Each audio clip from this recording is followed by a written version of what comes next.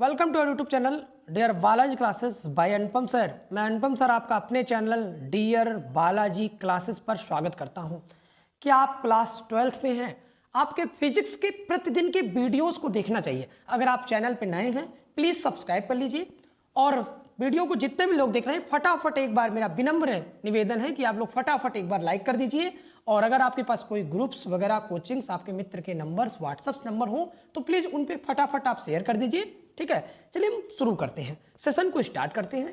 Session के बारे में ध्यान सुनने का प्रयास करिएगा। ठीक है, एक क्वेश्चन मैं बता रहा हूँ जी जो कि लगभग कई बार पूछ लिया जाता है। लगभग कई बार क्या होता है, पूछ लिया जाता है, चाहे 1 नंबर पूछ लिया जाता है चाहे 2 नंबर में। लेकिन प्रेजेंट टाइम में मैं जो बात करने जा रहा हूँ वो क्वेश्चन 3 नंबर का है। वो क्वेश्चन लगभग क्या है, 3 नंबर का है। चलिए मैं क्वेश्चन को लेकर आता हूँ फिर मैं समझाने का प्रयास करता हूँ। क्वेश्चन यहाँ पर है, ठीक है, आपके पास यहाँ पर स्क्रीन पे शो भी हो रहा होगा कि कितने नंबर के क्वेश्चन है। तो यहाँ पर आप देख पा रहे होंगे ये 3 नंबर क्वेश्चन। कितने नंबर क्वेश्चन, ये 3 नंबर क्वेश्चन है।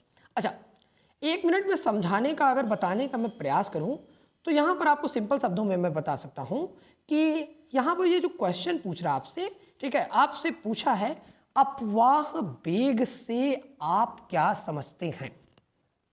और फिर लिखा है 3 प्रतिरोध R1, R2 व R3 समांतर क्रम में जुड़े हैं, इनका परिणामी प्रतिरोध क्या होगा, निगमित कीजिए। मतलब आपको डायरेक्ट लिख नहीं देना है, आपको निगमन करना है, इसका डेरिवेशन करना है। इसका क्या करना है, डेरिवेशन करना है। तो चलिए हम देखने का प्रयास करते हैं। ठीक है, देखने का प्रयास करते हैं और मैं समझाने का प्रयास करता हूं। ध्यान समझिए, वीडियो को पूरा ध्यान से सुनिए। अच्छा, इसके पहले जितने वीडियोस पढ़े हैं आप अगर देखेंगे तो उनसे कुछ ना कुछ, मैं कुछ की क्या बात करूं, आपको कुछ नहीं बहुत कुछ आपको सीखने को मिलेगा। ये 100% है, दावा है मेरा। चलिए शुरू करते हैं। अपवाह वेग किसे कहते हैं। ठीक है, सबसे पहले अपवाह वेग को लिखने का 2 तरीका है। ठीक है, एक 1 नंबर में, एक लगभग जब 3 नंबर में आएगा तो क्या लिखेंगे। ठीक है, सबसे पहले हम आपको बताएं अपवाह वेग होता क्या चीज है। चाहे जो भी धातुएं हो, धातु के परमाणु में क्या होते हैं, इलेक्ट्रॉन होते हैं। धातु के परमाणु में क्या होते हैं, अगर आपको लिखना है तो लिखना शुरू करते हैं कि प्रत्येक धातुओं के परमाणुओं में इलेक्ट्रॉन होते हैं और कुछ इलेक्ट्रॉन ऐसे होते हैं जो कि मुक्त अवस्था में रहते हैं। ठीक है, उसमें भी कुछ इलेक्ट्रॉन ऐसे होते हैं जो क्या रहते हैं, मुक्त अवस्था में रहते हैं। और धातु के सिरों पर विभवांतर स्थापित करने पर यह इलेक्ट्रॉन धन आयनों से टकराते हैं। कोई धातु है, ठीक है, यहाँ पर हम कोई धातु लेते हैं, इसमें इलेक्ट्रॉन है, इसमें क्या है, इलेक्ट्रॉन विषय पड़े हुए हैं। और ये जो इलेक्ट्रॉन है धातुओं में, ये मुक्त अवस्था में रहते हैं। और जब इनके सिरों के बीच विभवांतर लगाया जाता है, इनके सिरों के बीच जब क्या लगाया जाता है, विभवांतर स्थापित किया जाता है, तो ये इलेक्ट्रॉन क्या करते हैं, धन आयनों से क्या करते हैं, ये टकराने लगते हैं। और जब ये टकराते हैं, धन आयनों से टकराने के बाद इनका वेग और इनकी दिशा दोनों क्या हो जाती है, बदल जाती है। दोनों क्या हो जाती है, बदल जाती है। और विद्युत क्षेत्र में होने के कारण मुक्त इलेक्ट्रॉनों की यह क्रिया क्या होती है, बार बार दोहराई जाती है। मतलब एक बार लड़े फिर किसी दूसरे से लड़े, मतलब ये प्रक्रिया क्या होती है, बार बार होती है। और इसके परिणाम स्वरूप इलेक्ट्रॉन एक त्वरित गति प्राप्त न करके क्षेत्र की दिशा के विपरीत दिशा में एक औसत निश्चित वेग प्राप्त कर पाते हैं। और इसी औसत निश्चित वेग को एक अपवाह वेग कहते हैं। एक क्या कहते हैं, अपवाह वेग कहते हैं। ठीक है, मुझे आशा है आपको समझ में बहुत अच्छा आया होगा। मतलब एक बार फिर से अगर हम रिपीट करना चाहें तो रिपीट कर सकते हैं आराम से। सबसे पहले धातुओं में इलेक्ट्रॉन होते हैं और कुछ इलेक्ट्रॉन ऐसे होते हैं जो मुक्त अवस्था में होते हैं। धातु के सिरों के बीच विभवांतर स्थापित कर देने पर ये इलेक्ट्रॉन जो होते हैं ये धन आयनों से टकराते हैं। और जैसे जैसे ये टकराते हैं तो इनकी वेग भी बदलती रहती है और इनकी दिशा भी बदलती रहती है। इनके वेग और दिशा दोनों क्या होते हैं, बदलते रहते हैं। और विद्युत क्षेत्र होने के कारण मुक्त इलेक्ट्रॉनों की यह क्रिया बार बार क्या होती है, दोहराई जाती है। यहाँ पर जब विद्युत क्षेत्र लगा होता है और विद्युत क्षेत्र कारण यह क्रिया क्या होती है, बार बार दोहराई जाती है। और जिससे इलेक्ट्रॉन एक त्वरित गति ना प्राप्त करके बल्कि क्षेत्र के विपरीत दिशा में एक औसत निश्चित वेग ही प्राप्त कर पाता है। इसी औसत निश्चित वेग को अपवाह वेग कहते हैं। इसी औसत निश्चित वेग को अपवाह वेग कहते हैं।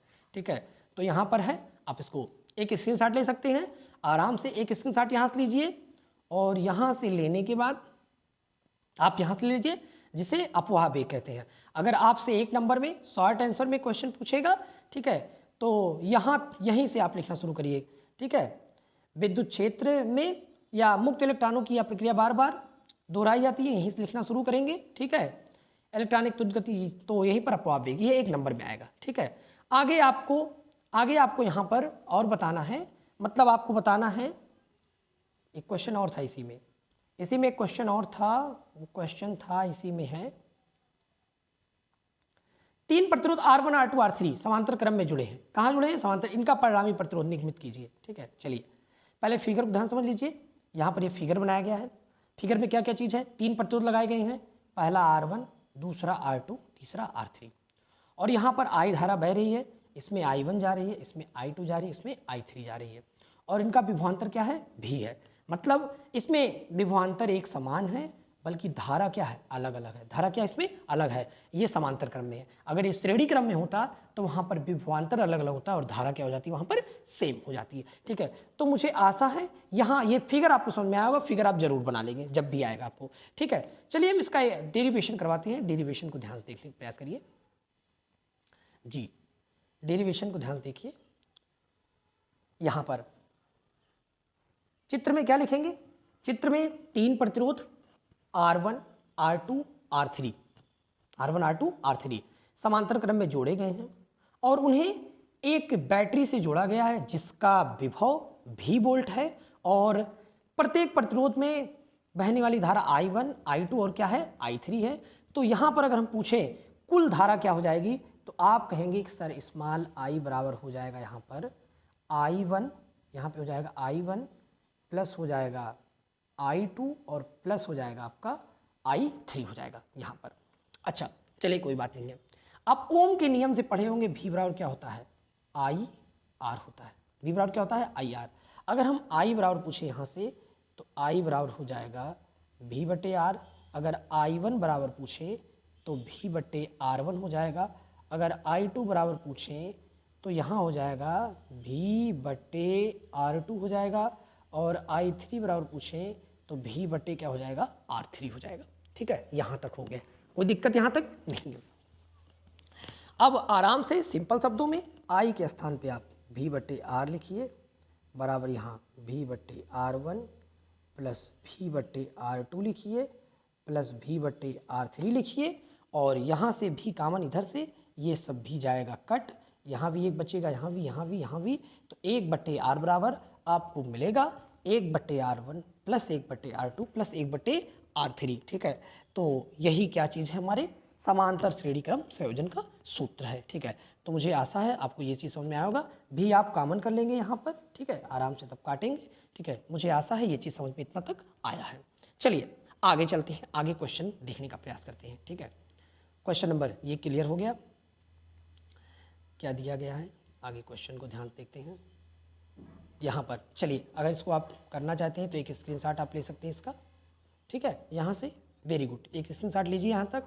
चलिए आगे लीजिए, वेरी गुड, काम समाप्त। आगे चलते हैं, आगे क्वेश्चन क्या दिया गया है? एक क्वेश्चन यहाँ पे देखने का प्रयास करिए। एक धारा मापी में प्रति मिली एम्पियर धारा में 5 विभाजन का विक्षेप होता है। कितने का? 5 विभाजन का विक्षेप होता है। धारा मापी का प्रतिबिंब 40 ओम है। यदि धारा मापी में 5 ओम का शंट लगा दिया जाए, 5 ओम का क्या लगा दिया जाए? शंट लगा दिया जाए तथा धारा मापी के पैमाने पर 50 विभाजन हो तो यह धारा मापी अधिकतम कितनी धारा माप सकेगा? 3 नंबर का क्वेश्चन है, ध्यान सुनने का प्रयास करिए। ठीक है, चलिए देखते हैं। चलिए इसका सॉल्यूशन यहाँ पर रखा पड़ा है, आराम समझ लीजिए यहाँ पर। ठीक है, यहाँ पर क्या लिखा है? ठीक है, सबसे पहले धारा मापी में पूर्ण विक्षेप कितना? 50 विभाजन। कितना विभाजन कितना था? ठीक है, वहाँ पर कितने विभाजन की बात किया था?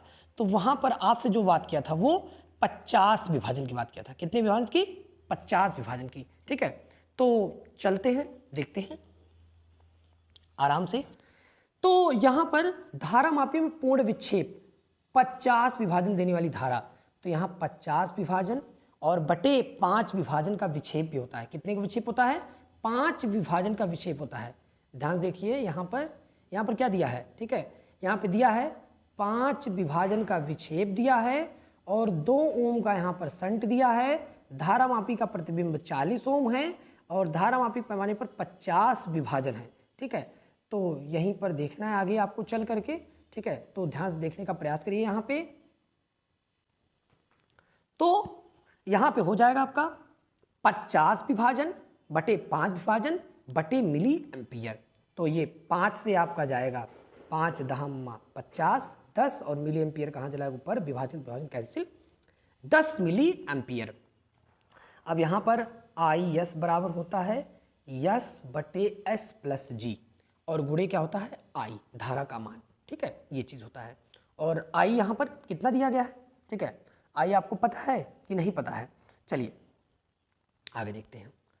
तो यहाँ पर एस का मान कितना दिया गया है, 2 ओम का शंट लगाया गया है 2, और बटे यहाँ पर यस 2 है, और टोटल जी कितना है, जी मतलब क्या है, वही जो दिया है धारा मापी का प्रतिबिंब 40 ओम दिया गया है। और आई का मान यहाँ पर लिया गया है 10 गुणे 10 की पावर -3, क्या लिया गया है यहाँ पर 10 गुणे 10 की पावर -3। तो यहाँ पर हो जाएगा, ठीक है, आई एस बराबर 40, इसको पलट दिया गया है यहाँ पर, या आई बराबर कर दिया गया है यहाँ पर। ठीक है, तो यहाँ पर 42 गुणे 40 2 42, 42 गुणे 10 बटे 3 बराबर 2, 2 से यहाँ कट गया, 2 से यहाँ कट गया, तो 2 से यहाँ पर कटा, तो 2 से यहाँ क्या आ गया, 2 × 9 2, 2 से कट गया, यहाँ पर क्या हो गया 21 हो गया। अब 21 और यहाँ पर हो जाएगा 21 गुणे 10 की पावर -2, 10 की पावर क्या हो जाएगा -2 हो जाएगा। तो यहाँ पर इसको चेंज कर लिया गया, और चेंज करने के बाद आपका आया 210 मिली एम्पियर, मतलब इसको लिख सकते हैं 0.21 एम्पियर। क्या लिख सकते हैं इसको, 0.21 एम्पियर। तो मुझे आशा है आपको यहाँ पर दोनों क्वेश्चन समझ में आया होगा, ठीक है ना।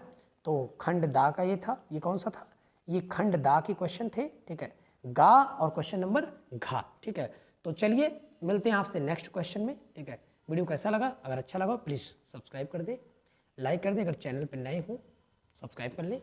मिलते हैं नेक्स्ट वीडियो में। Thanks for watching this video, thank you.